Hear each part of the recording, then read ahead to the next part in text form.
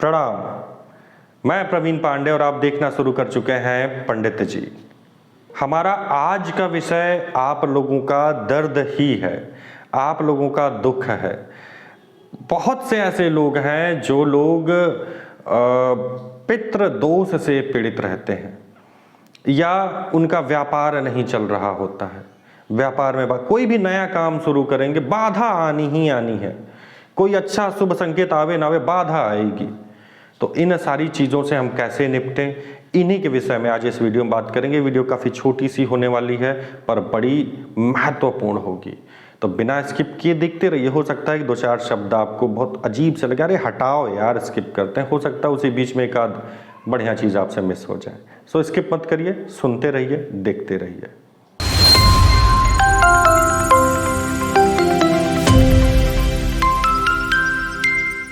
देखिए, अगर आप एक व्यापारी बंधु हैं, व्यापार कर रहे हैं, चलते चलते व्यापार एकदम डाउन हो जाएगा, पता चला एकदम कर रहे हैं 100% मिल रहा है 5%, रिजल्ट मेहनत के अपेक्षा रिजल्ट आपको नहीं मिल रहा है। बच्चियों की घर में बड़ी बच्चियां हैं, उनकी शादी नहीं हो पा रही है, या धन तो बहुत है आपके पास, शांति नहीं है। अक्सर घर में कोई ना कोई बीमार रहता ही रह रहा है, कभी भी संतुष्टि नहीं मिल रही है, हमेशा मन में एक अशांति की भावना रह रही है। तो अगर ऐसी सब स्थितियां उत्पन्न हो रही हैं, आपसी घर में कलेश हमेशा बना रह रहा है, ये सब स्थितियां उत्पन्न हो रही हैं, तो मैं आपको लिखित रूप से दे सकता हूं कि पितृदोष है। पितृदोष का मतलब ये नहीं कि नॉर्मल सा हमारे जो लोग पूर्वज मर गए हैं बस उनका दोष नहीं।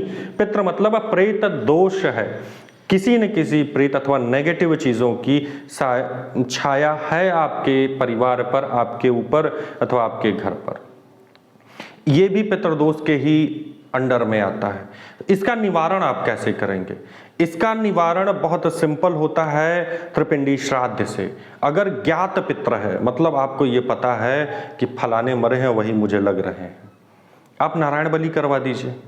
ओझैती सोखैती के चक्कर में पड़ेंगे, जीवन बर्बाद हो जाएगा, आप वही करते रह जाएंगे, पैसा भी बर्बाद करेंगे, कभी आपको फलित नहीं होगा। आज भगवा देंगे, आज मार 3-4 ठो ओझा आएंगे, ओझैती कर देंगे, साल भर बाद फिर वही कंडीशन आ जाएगी। वो स्थायी चीज़ नहीं होती है, और जो मैं बता रहा हूँ ये स्थायी बता रहा हूँ। आपको छोटा खर्च है, बड़ा खर्च नहीं है। आपको करना यही चाहिए कि त्रिपिंडी, अगर ज्ञात पितृ है कि मतलब वो फलाने हैं वही मुझे लग रहा है, नारायण बलि करवा दीजिए। ठीक है, ये आपका आ रहा है, पितृपक्ष शुरू हो रहा है, उसी में नारायण बलि करवा दीजिए। इसके और भी उपाय होते हैं पर इमरजेंसी में आपको यही करना है, और ये हर एक उस व्यक्ति को करना चाहिए जो कि इन चीज़ों से कहीं ना कहीं ग्रसित है। मन में अशांति हो, बच्चे का दिमाग पढ़ने में नहीं लग रहा है, वो अलग ही दुनिया में खोया रह रहा है, या बच्चा उतनी मेहनत कर रहा है लेकिन वो रिजल्ट को नहीं प्राप्त कर पा रहा है, तो समझ लीजिए कि ये चीज़ें आपको करनी ही करनी है। इसके अलावा अगर आपको ये नहीं पता है कि कारण क्या है आपके परेशान होने का, तो आपको त्रिपिंडी श्राद्ध करवाना चाहिए। अभी बताऊंगा कि कैसे होगा। आप कहेंगे कि भैया मैं तो मुंबई में रह रहा हूँ, यहाँ पे गुरुजी कैसे करवाएं, मैं दुबई में रह रही हूँ, मैं यूएस में हूँ, मैं कनाडा में हूँ, और मैं साइप्रस में रह रहा हूँ, कैसे करवाऊँ? तो उसका भी उपाय मैं आपको बताऊंगा। बहुत सिंपल उसका उपाय होता है। तो त्रिपिंडी श्राद्ध पहले समझ लीजिए। त्रिपिंडी श्राद्ध होता क्या है? ये ज्ञात और अज्ञात पितृ सबको पिंडदान किया जाता है, उसमें सबको तृप्ति होती है। जो उनके द्वारा अब दोष लगता था वो दोष आपको नहीं लगेगा। और त्रिपिंडी श्राद्ध हर 3 साल में, अथवा सक्षम है तो हर साल करवा लेना चाहिए। ये आपको आपके बेनिफिट के लिए ही होता है। ये समझ लीजिए कि बड़ी से बड़ी बाधा आ रही है, अगर आपके पितृ खुश हैं, उनका आशीर्वाद आपके ऊपर है, तो बाधा टल जाएगी। मृत्यु को छोड़कर वो बाधा टल जाएगी। संघर्ष की स्थिति आएगी, लेकिन बिना संघर्ष किए आपको कोई ना कोई रास्ता वहां पे जरूर मिल जाएगा, मन में शांति रहना शुरू हो जाएगी। अब देखिए, हमें त्रिपिंडी श्राद्ध की आवश्यकता क्यों पड़ती है? अब बहुत से जगहों पर 7 पुश्तों तक का नाम लिया जाता है, नानी की तरफ से और बाबा की तरफ से, मतलब माँ और बाप दोनों की ही तरफ से 7 पुश्तों का नाम लिया जाता है, या 3 पुश्तों तक तो ज़रूर जाया जाता है। अब आज के जनरेशन ये है कि वो 2 पुश्त का नाम याद रखे, वही बड़ी चीज़ है। इसके अलावा अब मान लीजिए कि 4-5 पुश्त पहले आपके यहाँ कोई हरवाहा होगा, मतलब खेत जोतने वाला, उसकी मृत्यु हो गई, उसके घर वाले उसका क्रियाकर्म ठीक से नहीं किए, वो तो प्रेत योनि में ही है ना। अब क्या उसका दोष आपको नहीं लगेगा? बिल्कुल लगेगा, उसने आपका नमक खाया है, उसका दोष भी आपको लगेगा।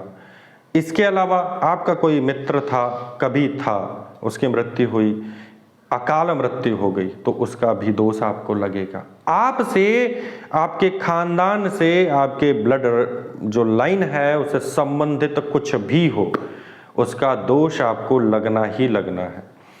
तो त्रिपिंडी श्राद्ध क्या करता है, इसमें सब कुछ आ जाता है। आपके 10 जन्म 10 पुश्त पहले भी अगर कोई ऐसा है, 7 पुश्त पहले, तो उनके लिए भी उसमें पिंडदान किया जाता है, उसमें उसका आवाहन हो जाता है, उनको उनका जो हिस्सा बोला जाता है, उनका पिंड बोला जाता है, वो उनको मिल जाता है। सो त्रिपिंडी श्राद्ध की ये इम्पोर्टेंसी होती है। इसके बारे में और विस्तार में अगर जानना होगा तो डिस्प्ले पे मेरा नंबर शो कर रहा है, उस पर आप कॉल कर सकते हैं। अब मुख्य बात है कि इसको करवाया कैसे जाए। देखिए, जो लोग सक्षम हैं अपने यहाँ पर करवाने में, वो अपने यहाँ करवा लें, पंडित जी लोग को बुला लें। पंडित जी नहीं मिल रहे हैं, बताइए हमें, हम ब्राह्मणों को भेज देंगे आपके यहाँ। अगर थोड़े कम खर्च में आप चाहते हैं, आप स्वयं हमारे बताए स्थान पर आ जाइए, यहाँ पर आपका हम करवा देंगे। त्रिपिंडी श्राद्ध इत्मीनान से आप करवा लीजिए, कोई दिक्कत नहीं, विधि विधान से करवाएंगे। आप जो अदर जगहों पर देखे होंगे थोड़ा शॉर्टकट हो जाता है, तो यहाँ शॉर्टकट वाली कोई गुंजाइश ही नहीं रहती है। जब भी हम आपका एक छोटा सा भी अनुष्ठान करवाएंगे, एक आचार्य की सानिध्यता में, और 2 ब्राह्मण तो उसमें रहेंगे ही रहेंगे, मतलब कुल 3 लोग। अब आचार्य जब सामने बैठा रहता है तो उसमें गलती की गुंजाइश नहीं होती है। इसके अलावा जो लोग विदेश में रहते हैं, तो आप लोगों के लिए प्लस पॉइंट ये है कि देखिए, ये कोई भी कर्म जो है वो अपने उपरोहित के द्वारा भी करवाया जा सकता है। अपने उपरोहित के द्वारा करवा लीजिए, अपने ब्लड रिलेशन के द्वारा करवा लीजिए। अगर कोई ब्लड रिलेटिव है आपका यहाँ पर तो उसको हमारे यहाँ भेज दीजिए, हम करवा देंगे। नहीं है, उपरोहित हैं तो बता दीजिए, हम करवा लेंगे। इसके बाद भी अगर नहीं हो पा रहा है तो आप हमें कॉल करिए, हम आपको रास्ता बता देंगे, त्रिपिंडी श्राद्ध हो जाएगा। पर जिसके पास भी ये मेरी वीडियो पहुंच रही है, वो लोग एक बार ज़रूर सोचें कि त्रिपिंडी श्राद्ध उन्हें करवाना चाहिए या नहीं चाहिए।